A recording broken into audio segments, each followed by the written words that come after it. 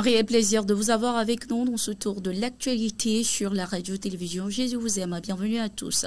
Au sommaire de cette édition, en 5 ans, le Togo a radicalement transformé son paysage économique grâce à une politique volontariste de promotion des produits locaux. Circulaire gouvernementale, labellisation rigoureuse, foire dynamique et soutien aux entrepreneurs. Dans cette édition, nous verrons l'impact de ces mesures. À l'international, au Mali, les forces de l'ordre ont intercepté plus de 11 millions de comprimés contrefaits en une seule journée, c'est-à-dire le 27 août 2025. Des opérations coup sur coup à sans fil et dans la zone industrielle ont également permis de saisir 1155 cartons de médicaments illicites. Les précisions sont également assurées dans cette édition. Bienvenue à tous. Nous démarrons cette édition avec le Togo. Une enquête a été ouverte sous l'égide de l'Organisation mondiale de la santé dans le village de Gouala, à 42 km d'Elavagnon, suite à un cas suspect de rage. Cette intervention immédiate s'inscrit dans le cadre du renforcement de la surveillance épidémiologique visant à contenir les risques de propagation en zone rurale. Fondée sur l'approche Une seule santé, cette mission associe expertise médicale, vétérinaire et environnementale pour répondre ainsi aux défis des zoonoses. La rage qui cause encore près de 59 000 morts par an, essentiellement en Afrique et en Asie, reste ainsi une priorité mondiale. Le Togo, de son côté, engagé dans l'initiative Zéro décès humain d'ici 2030, renforce ses capacités de prévention via la vaccination canine et la sensibilisation des communautés. La FAO soutient de son côté cette dynamique grâce à un appui technique et un matériel incluant véhicules, équipements et vaccins dans le cadre du projet Préprus Togo financé par le fonds pandémique.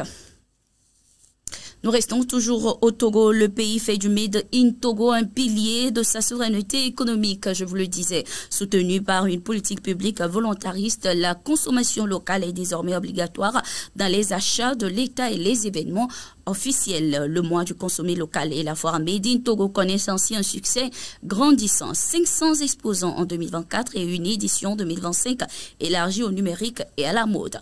La foire internationale de Lomé a également de son côté enregistré un record de 704 000 visiteurs en 2024.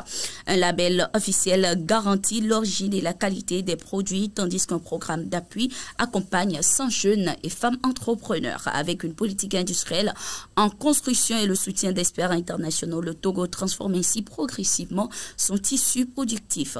Acheter togolais devient ainsi un acte économique et patriotique incarnant une vision de développement endogène et durable. Religion à présent dans cette édition. La Semaine nationale des enfants édition 2025 a démarré depuis le 25 août 2025. Placée sous le thème Seigneur, je veux obéir à ta parole. Cette célébration est non seulement un moment spécial pour édifier les enfants sur l'importance du respect des ordonnances divines, mais également l'occasion pour eux de démontrer leur savoir-faire. Les précisions de Kezia Nsouglo. Les enfants sont à l'honneur cette semaine dans la quasi-totalité des églises des Adé du Togo. Dans l'église des Adé d'Apé de Koué-Centre, la tradition n'a pas été dérogée. Les enfants sont aux commandes pour démontrer leur savoir-faire.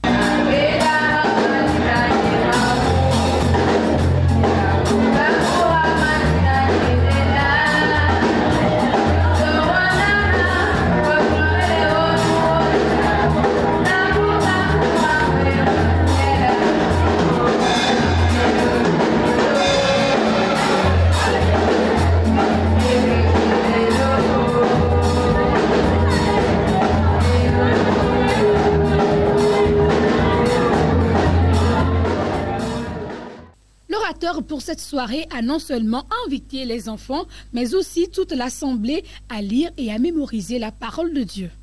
Le thème de ce soir, c'est lire et mémoriser la parole de Dieu, une pratique de chaque jour, une habitude de chaque jour. Donc on a montré non seulement aux enfants, mais aussi aux parents, la nécessité de connaître la parole de Dieu. Dieu est esprit, Dieu est dans sa parole. Nous sommes des enfants de Dieu, nous sommes des chrétiens, nous n'avons jamais vu Dieu. Et ce n'est que dans sa parole qu'il se révèle. Donc c'est important de lire la parole de Dieu, de la connaître, de la mémoriser, ce qu'on peut mémoriser, de la méditer. Et donc, nous avons montré quelques astuces sur comment lire la parole de Dieu, les différents modes de lecture de la parole de Dieu. On peut choisir de lire la parole de Dieu de façon systématique. On peut choisir de la lire par livre, on peut choisir de la lire par personnage, etc. Donc, on a montré différentes astuces pour lire la parole de Dieu. Mais on a aussi montré quelques astuces sur comment mémoriser la parole de Dieu, comment méditer la parole de Dieu. Quand nous lisons la parole, comment nous pouvons questionner le passage que nous avons lu, comment nous pouvons passer du temps à réfléchir sur le passage lu afin d'arriver à ressortir la vérité biblique que véhicule le passage que nous avons lu. Et c'est cette vérité biblique-là que nous allons essayer de mettre en pratique dans notre vie quotidienne pour que la parole que nous avons lue puisse nous impacter. Et donc tout ça là concourt quand nous connaissons la parole, quand nous la méditons, nous la lisons, nous la mémorisons, ça nous permet de mieux connaître Dieu. Parce que le Dieu s'est révélé dans sa parole. Nous ne l'avons jamais vu physiquement, mais en lisant sa parole, nous le connaissons. Oreille attentive, cette exhortation a retenu l'attention des enfants. Le thème de ce soir était lire et mémoriser la parole de Dieu. Okay? Donc ce que moi j'ai mémorisé ce soir, c'est que de lire la Bible, de mémoriser la parole de Dieu à tout moment. Donc on peut lire la Bible, on peut la scinder en partie. On peut connaître la parole de Dieu, ça permet de rester avec Dieu, d'être proche de Dieu. Bon, j'ai retenu que lire la parole de Dieu est important et j'ai compris, j'ai tiré le son qu'il faut lire la parole de Dieu et la mémoriser. Cap sur l'église des Adédavédji, l'ambiance ici n'est pas des moindres. Chants, récits, débats et défilés en tenue professionnelle étaient au menu.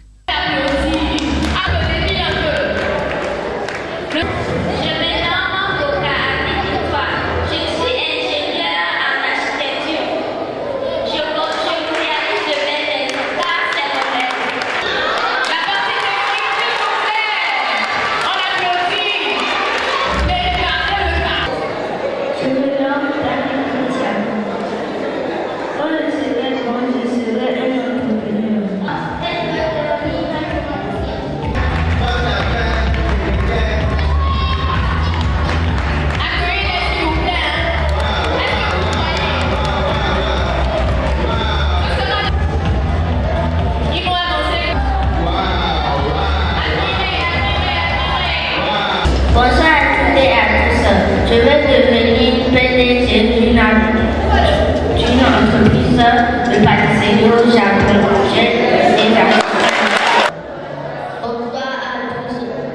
Bonsoir à tous. Je veux devenir un pasteur évangéliste.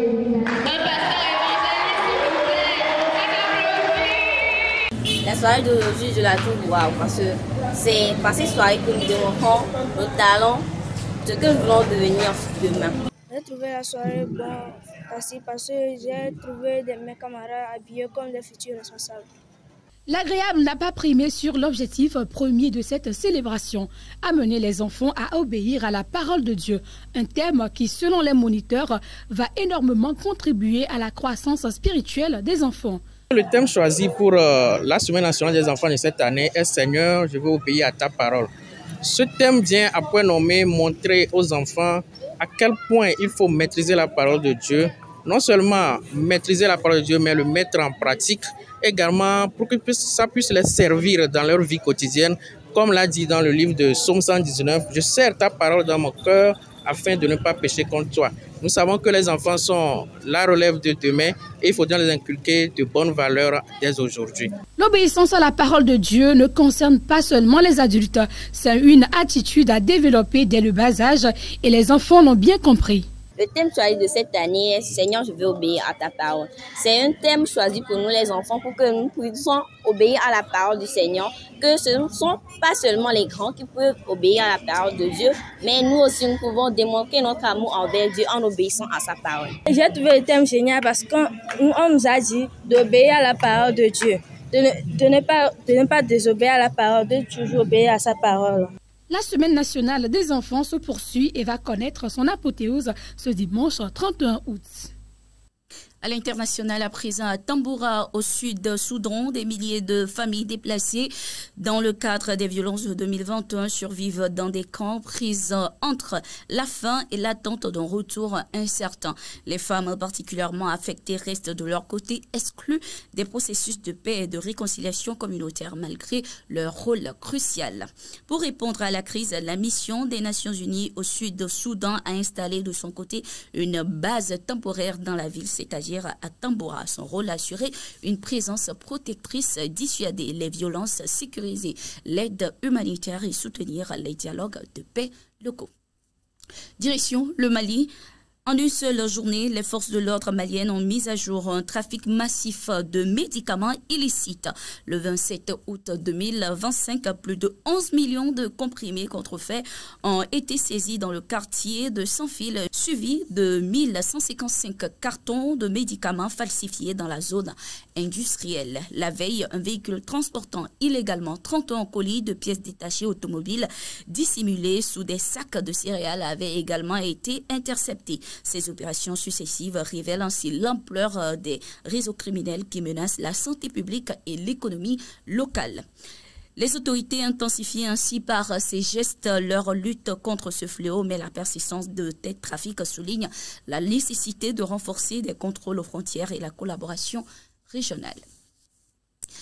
C'était tout pour cette édition. Merci d'être resté avec nous et bonne suite de nos programmes.